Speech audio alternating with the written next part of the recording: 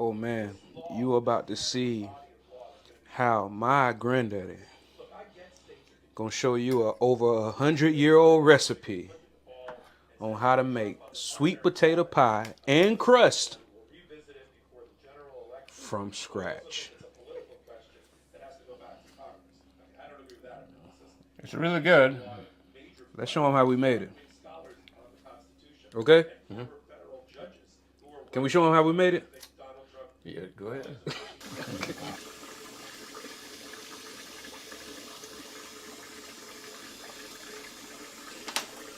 How many sweet potatoes do it take to make two pies, granddaddy? Depending on what size they are. Well, how many pounds? Approximately 4 pounds. The real large potatoes, you don't need but 2. Medium potatoes, like I said, depends on what size they are. Are these considered good size? That's medium size, not real large and not real small. What if somebody didn't clean the potatoes? Who got you cleaning potatoes like that? I always clean everything before I cook it, so I wash the potatoes before I boil them. I boil mine. Some people bake them, but I like to boil mine. And I get better results when I boil them. Right now, I'm fixing to boil my potatoes. I get potatoes approximately this size, maybe 4 potatoes. As long as they add up. If you're doing 2 pies, what? Yeah. Because I think you say it's hard to just do 1 pie, huh? Yes, you can do it, but material-wise, it's easier to make 2 for me. So we're gonna start these potatoes to boiling, and they'll make 2 9-inch pies, potato pies. How long you usually boil them for? We boil them till they get soft. It'll take approximately maybe 45 minutes.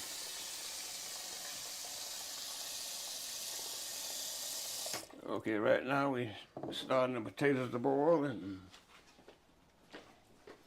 we're gonna wait until they get soft, about 45 minutes, and then we'll go from there.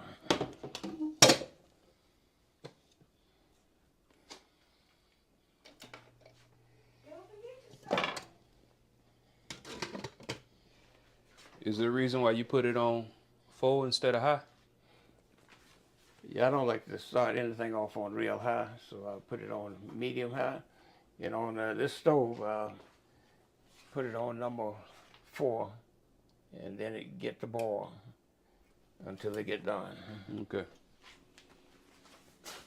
What made you not put it? Because a lot of people, when they want something to boil, they'll put it on high. What started you where you don't put it on high? I put it on medium high. I don't start anything on real high. You know. Is there not a reason for that? Well, to me it is because unless it's something you're gonna do real quick, you got a chance of burning your pot or something cooking too fast and whatnot. So I just started on medium high and go from there and give it time to heat up and do what it's going to do. So it seems like if you want to make a good sweet potato pie, you gotta have patience. Right. It's good.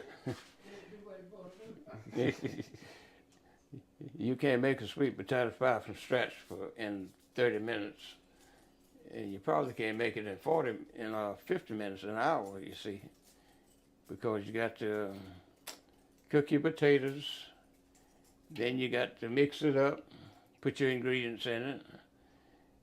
Then once you get all that and you get it ready to go into the shell, if you're going from scratch, you got to make your shell. And it takes time to do that. You make your shell about the same way as you do biscuits, and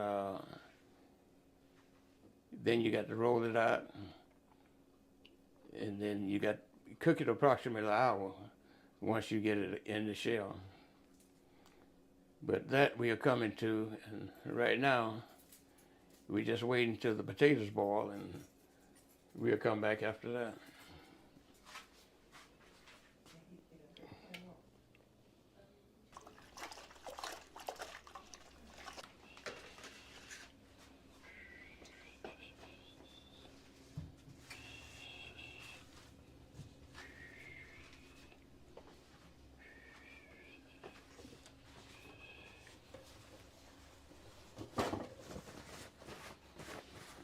What you setting up for? Now we're fixing to make the pie crust. We are trying to make enough pie crust for 2 pies. Okay, we're starting, we're going to get a half a cup of milk. So it ain't 3/4? No, we're going to do a half. And then we're going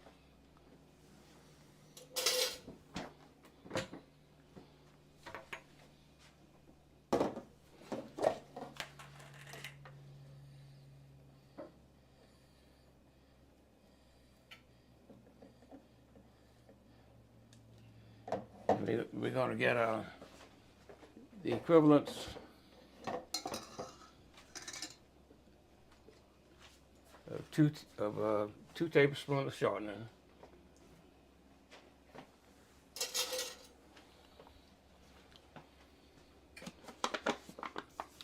And we're going to mix this up to about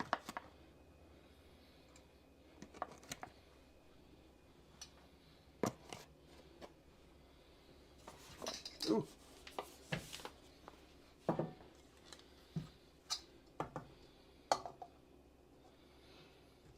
What if somebody wanted to use all-purpose instead of self-rising? They shouldn't do it. Then they would have to put baking powder in it. See, because all-purpose flour doesn't rise, you see. Self-rising, it already has that ingredients in it. So the difference between all-purpose and self-rising is baking soda. Right, baking powder. There's a little difference in baking soda and baking powder. Oh, okay. You see, the half a cup of milk make just about approximate enough to make 2 pies, since we're only making the bottom crust. And if you're making something like a fruit pie where you have to put a crust on the bottom and the top, then you would need a little more. But we only making enough for 2 crusts.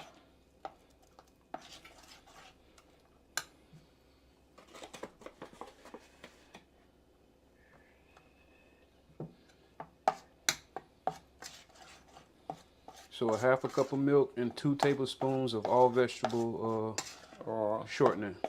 And then we'll mix it with enough flour to come to a batter, something like a biscuit batter.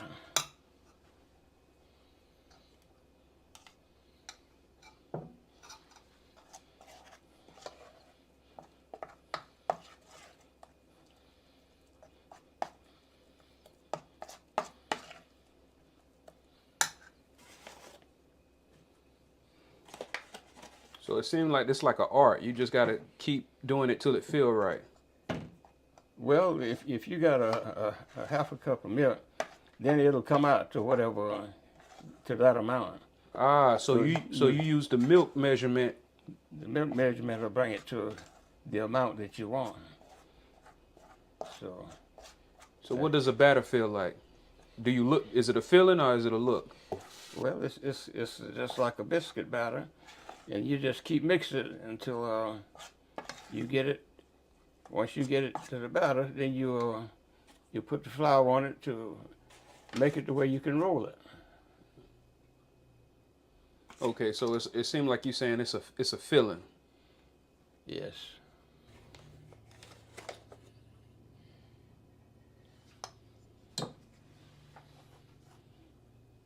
You make it just the same way as you do biscuits, handmade biscuit.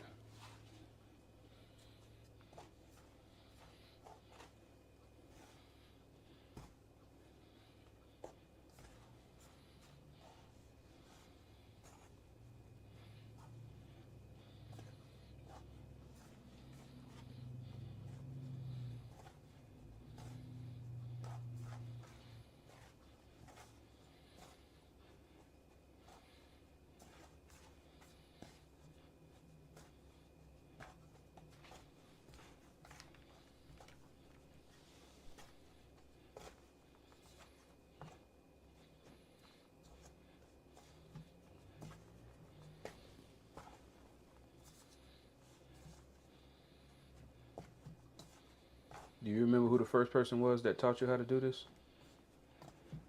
Well, I used to look at my mother do it, but she didn't really teach us back then. I mean, we looked at it and then we just kind of picked it up, you know. And each person, they may do it a little bit different, you see. But as far as the biscuit part, my mother made biscuits every day, you see. So, and we go from there. So back then, did they have all-purpose or self-rising, or she had to mix it all with the Well, baking powder? well, in some things she used baking, but mostly we use all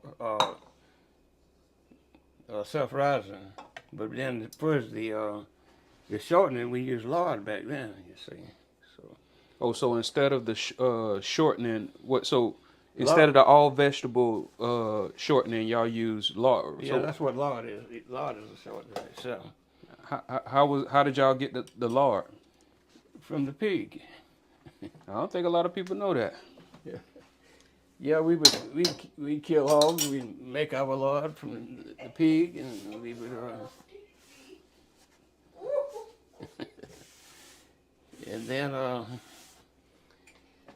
that was our shortening back then. We had never heard of Crisco back then. Now we're gonna roll our crust. We're gonna batter our rolling table and our roller. So you got to make sure to also put some flour on your rolling table too. Right. Now our batter, we're gonna cut it in half and hope for that.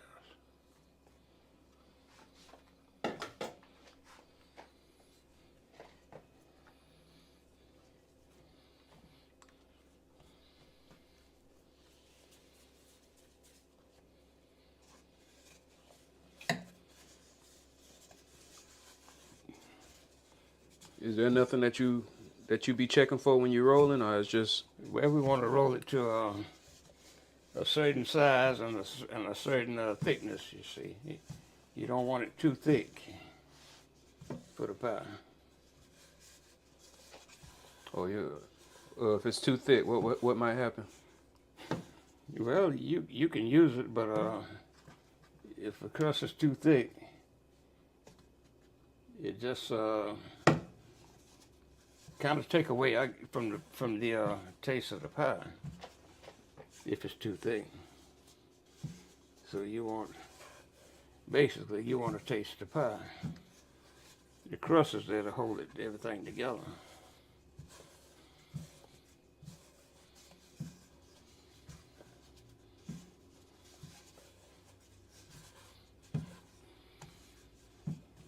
So do you think the reason why people buy shells instead of doing their own crust like they used to is just to save time? Oh yes, that saves time. So, and a lot of people can't mix it up to get the crust the consistency they want. And once you get the crust, approximately the size of your dish, then you roll your crust up.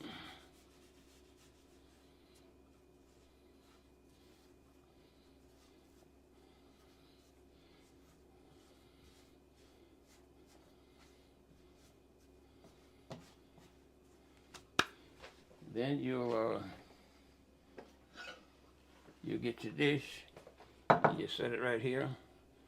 Then you'll bring your crust over it, and you roll your crust back out. And you got your crust covering the dish. Make sure your crust is over the edges all the way around. What's the reason you do that? Well, that'll be the crisp edge on the crust, and you can look at that crust and tell sometime when they're done, you know. So once you get your crust down like that, usually we'll go all the way around the crust like this, putting your beautiful edge on it.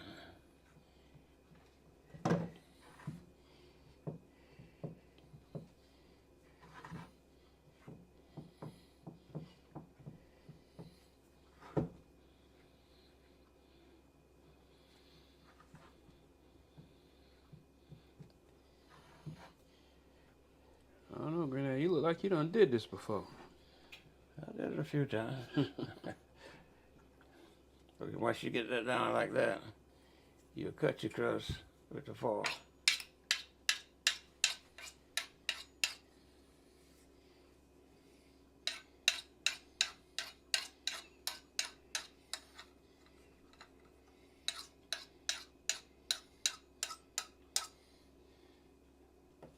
Okay, that's your crust, your pie shell. Okay.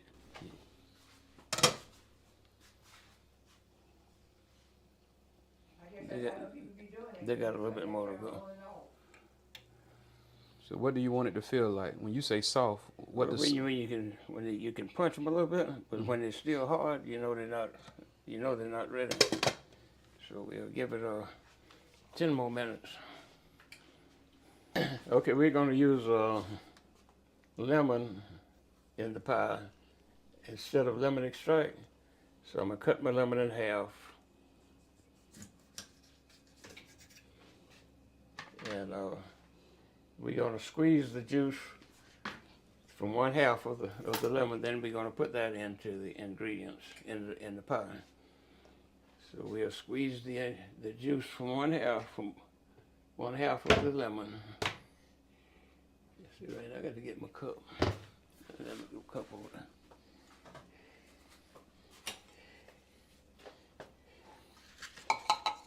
Is there any reason why you would use a real lemon instead of lemon extract? Well, I can get the lemon taste better with the lemon than I can from the lemon extract. But you don't want to put too much in it, so therefore you use just, I would say, the juice from half of a lemon. Once you squeeze it, you're going to get the seeds out of it.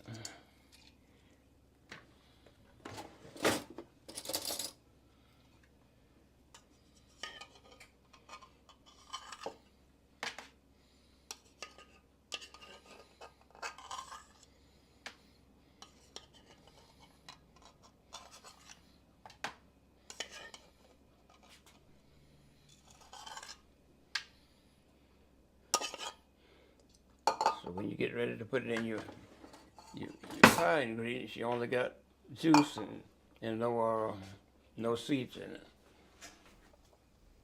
They still ain't ready, so give it about 10 more. So you say cut it off, Granddaddy? Mm-hmm.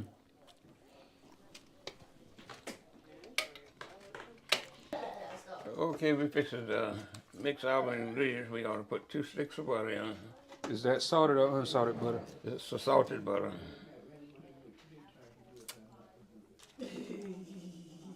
Been around since 1921. Well, a little bit older than you, huh? Okay, that's salted, 2 sticks of salted butter. And we're going to get our potatoes while they are hot.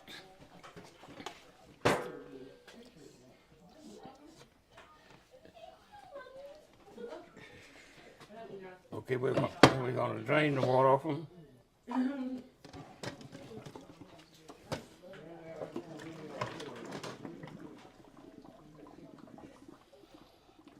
I see some people skin them beforehand. Is there not a reason why you leave the skin on? Well, that's my way of doing it, leaving the skin on. And okay, What's the reason though? Well, to hold everything, the ingredients in, I say, because, let's see, where's the fork? Does it not make it easier to peel off? Okay, to peel mine, I got my butter in there. To peel mine, I try to put it in while it's hot. I spread it like that. And I peel it.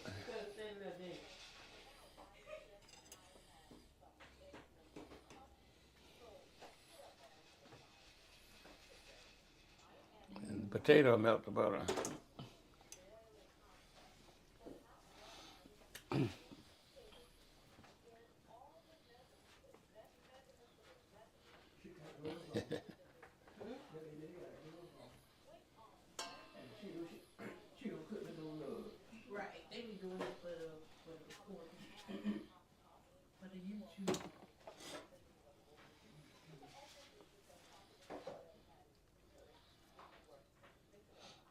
It seems like the people who leave the skin on and cut it, they probably losing a lot of sweet potato.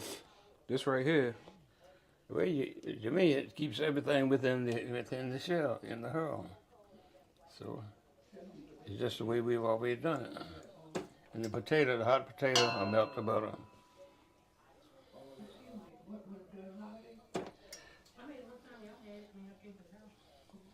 Okay, and we'll let that set a minute, and then all the butter will be melted.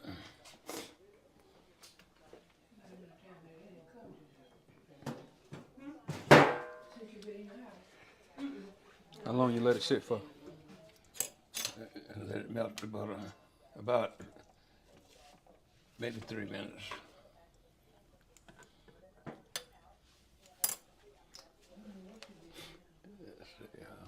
I'm gonna put this other potato in there, even though I said that.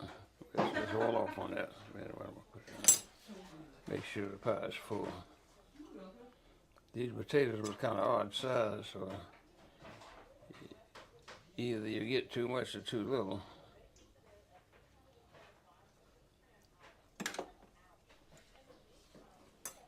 It's better to have too much than too little, right? Yep.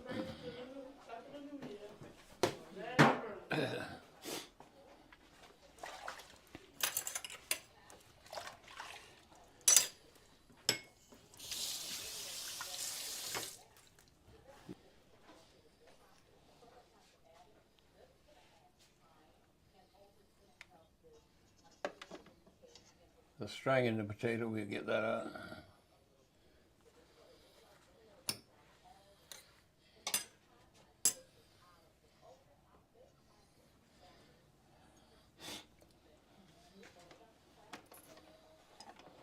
Now we'll let our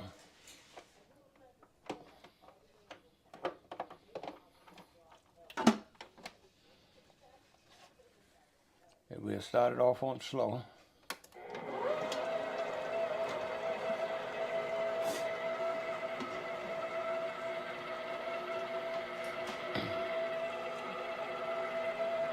How long you let this go for? For about 3 minutes. We'll get us a cup of sugar. After that goes about 3 minutes. And we'll put our sugar right through this hole right here.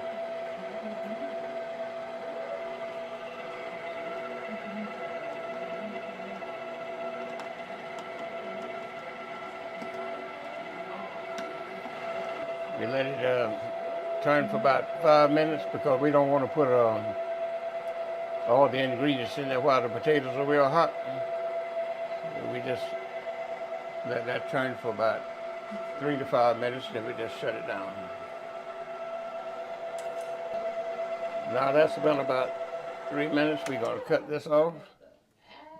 Then we're going to, let me get the spoon a minute.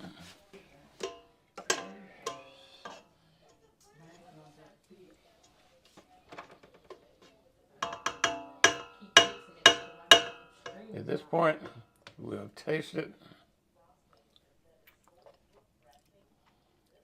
to see if we have enough sugar in it. And as it tastes now, we're going to put about another half a cup of sugar in that. So you started out with 1 cup, now Yeah. you're adding a half to taste. Yeah.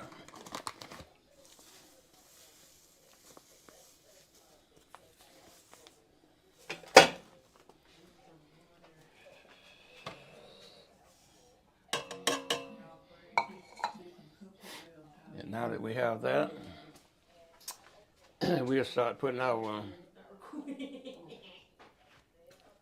flavoring in it. So first we're going to put the juice from 1/2 of a lemon in there. And then we're going to get our nutmeg.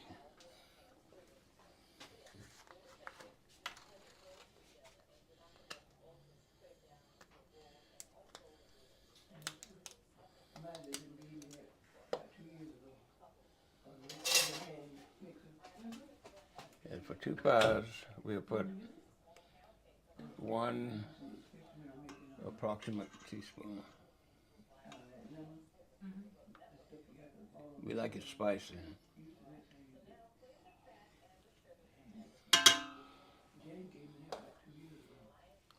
Okay, we'll put our vanilla flavor in that. But you specifically used the pure. What's the reason you do that? Well, you can use it. You can use the other substitute, but I just usually like to get the pure kind. For what reason? Well, I just like pure things. Well, you told me. You told me a reason. So Yeah. is that it? Just because you like pure things? Well, I just like that. Others less expensive, but sometimes I go with other. Still something on there. Yeah, that's okay. You said the other is less expensive? Yes. What's the reason it's less expensive? I guess it's not as good. With this right here, about this size of the vanilla is 2 ounces, and it costs about $7 or $8. So I put a spoonful of that in there. That was a tablespoon? 1 tablespoon. Now we'll mix it more. How long you gonna mix it? Now we're gonna mix it about 5 minutes. Anything in particular you looking for? Just everything to come to as long as it mixes in, you know. It'll look the same, but we just want it to mix in good. And the potatoes are still hot, so we still won't put our eggs in, so we're gonna still hold off on that. Because you put the eggs in there now, it'll cook the eggs. So we're gonna wait till it cools, then we'll put the eggs in.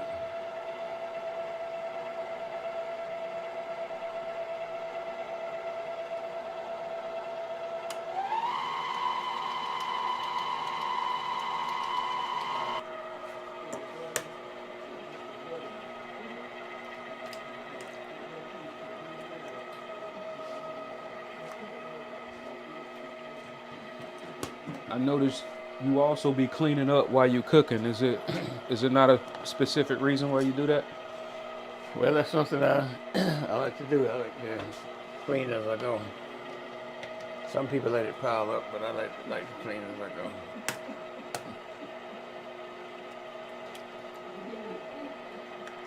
Some people let it pile up and don't even clean up when they get through. Say some people clean as they go, some people clean when they done, and some people never clean at all, huh? That's about it.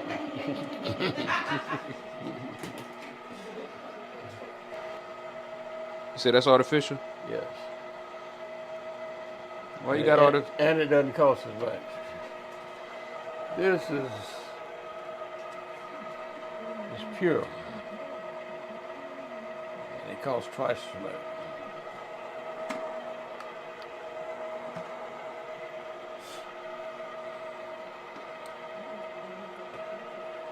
Okay, now we'll let that mix, so we're going to cut it off and let it cool.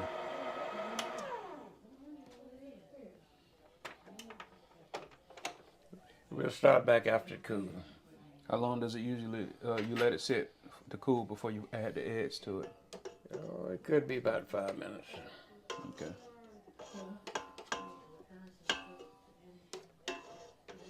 And in a mixer like this, usually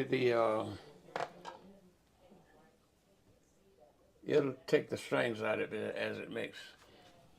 So when if you mix it by hand, the pies usually be stringy, you see. But when you mix it, that like tool this, right there, grab the string. All the strings will come out with it. You ever made one with the strings in it? Yeah, we used to make one before we got the mixer. They'd mix it with the hand, and it had the strings in it. A lot of way back, they didn't pay them no attention. It seemed like it'll add some texture to it. Yeah, it had strings. But they didn't have no mixers back. Well, we didn't have one back then. My mom didn't have one. Mix it by hand. What was her favorite thing to cook? She cooked it all. She cooked. Oh, she didn't have a favorite? No favorite. She cooked it all. She cooked breakfast, dinner, and supper. Biscuits every day. And you were born in 1933. How did y'all keep y'all sweet potatoes throughout the year? They didn't rot on you? No, we had what they call a potato bank. We'd raise something like maybe 200 or 300 bushels of sweet potatoes, and you put them in a potato bank. You build a potato bank. You dig down in the ground about a foot. Then you would wall it up on the sides. Then you would go and you put pine straw down in there.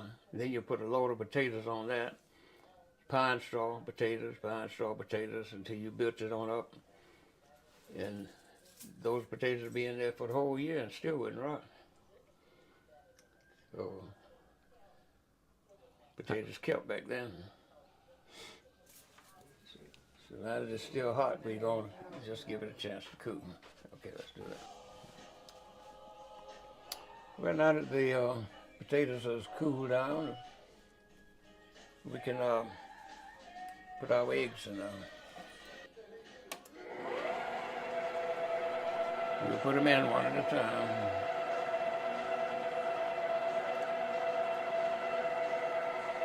What's the reason you put them in one at a time? So they'll mix good, get all through them. That helps them to blend in.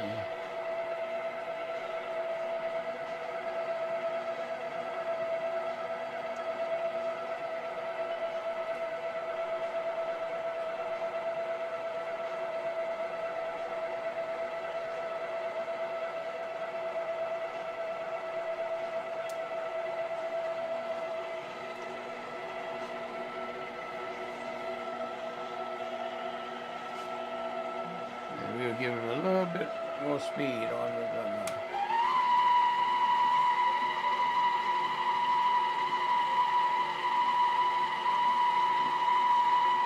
What are you looking for? How long to know that it's ready? We'll blend it about 5 minutes. And then we'll put our other ingredients in.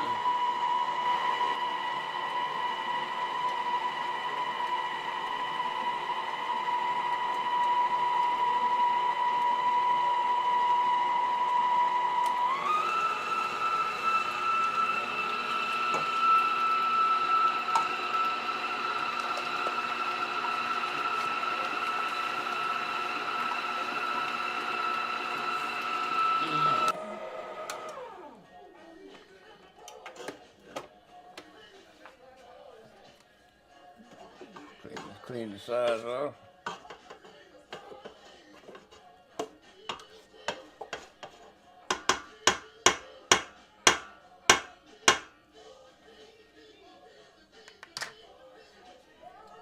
Now we're going to put about a tablespoon of plain flour in it.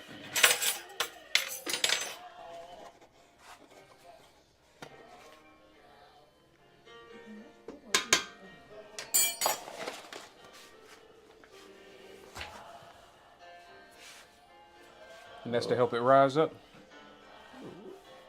Yeah, that's when you're baking it. It'll give it a tone to the bacon. Now we're going to put a little bit of milk in there. We're going to put whole milk in it. We had put our flour in. Now we're getting some whole milk to put in. And then we're going to look at the consistency of it. A half a cup, that is. And what you paying attention to when it comes to consistency?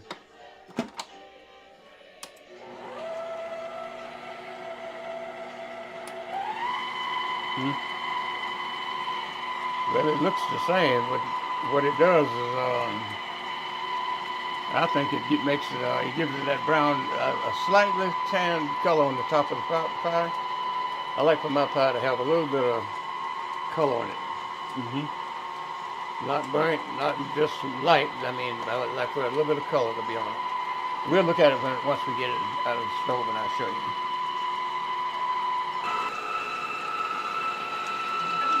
Okay, now that we got our mixture mixed up. We're gonna take it off,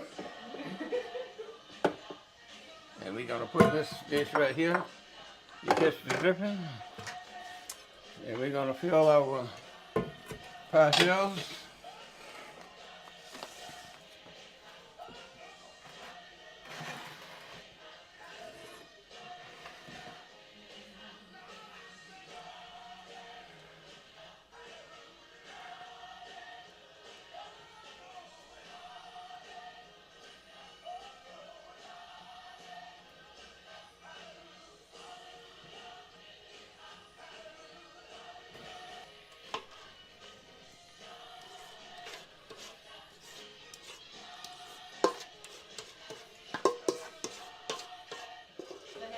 Okay, we're gonna turn our oven on 350.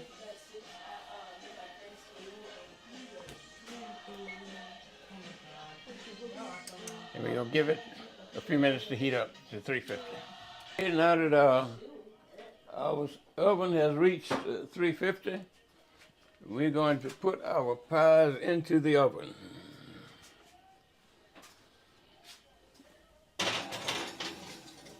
On center rack. What's the reason you put it on the center rack? But it cook even all the way around.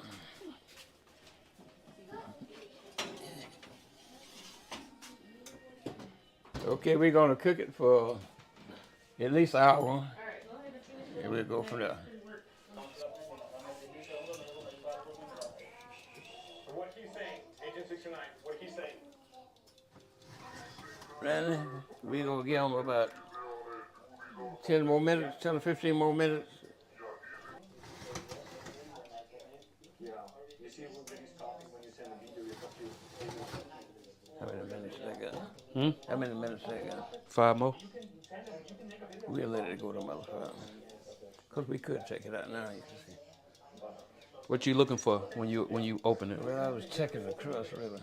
So Make sure it's brown? Yeah, that kind of crust ain't gonna cook just like the other one. Mm-hmm. So, what that was about an hour and 10 minutes. Mm-hmm.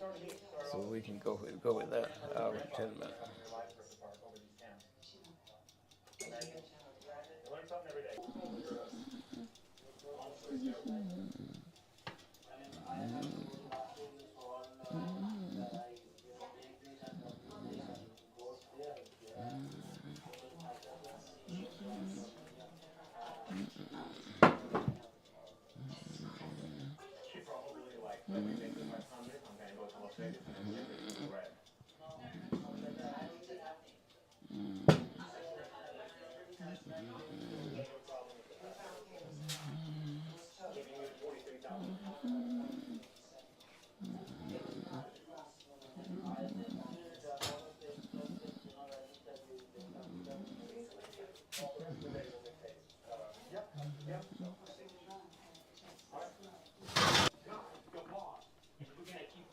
This is the way the pies came out after we cooked it 1 hour and 10 minutes. So now we're gonna let it cool for about 20 minutes. Then we'll cut it and we'll let you see the inside of the pie. Okay, now that the pies have cooled, we're gonna cut it, look at it and taste it, and see what we think. Okay, here we are cutting it. She said in paragraph 135 of her findings, despite knowing of the risk of violence and knowing that crowd members were angry and armed, Trump still attended the rally and directed the crowd to march for the Capitol. Right? And then she quotes from excerpts from his speech. 17 video, right, where you put out that video allegedly trying to quell the violence, actually endorsed the action. It's still a little bit hot. Stop the peaceful transfer of power. It did not condemn the mob, but instead sympathized with them and praised them. It did, however, instruct the mob to go home on 3 occasions, emphasizing to the mob that this was an order to be followed. We'll take a bite. At 6:01, paragraph 189, Okay. Trump tweeted again. These are the things and events that happen when a sacred landslide election victory is so unceremoniously and viciously stripped away from great patriots who have been badly and unfairly treated for so long. Go home with love and peace. Remember this day forever. Paragraph 190. Okay, we're gonna Sample that. Trump's tweet justified violence, That's the bottom. calling the attackers patriots, and continued to perpetuate the falsehood that justified the attack in the first place. Good. Good, good, good. Paragraph 192. Now take another bite on that. 1 p.m. tweet is further proof of Trump's intent to disrupt the election. That's the bottom. On January Let me see it. 2021. And then finally, in paragraph 241, in her conclusions of law, which I think got a lot of the headlines. My turn. Now we're fixing to cut a slice Follow me, Michael Beauclerk, for Randy. A nice slice here. Saturdays at 8 p.m. Eastern Time, where I co-anchored a leading show. Okay, now we're taking this slice out.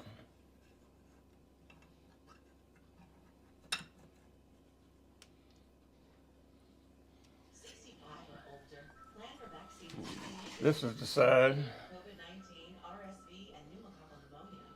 Vaxassist.com helps you check eligibility and locations. Make a plan at Vaxassist. Randy, taste that and see if you like it.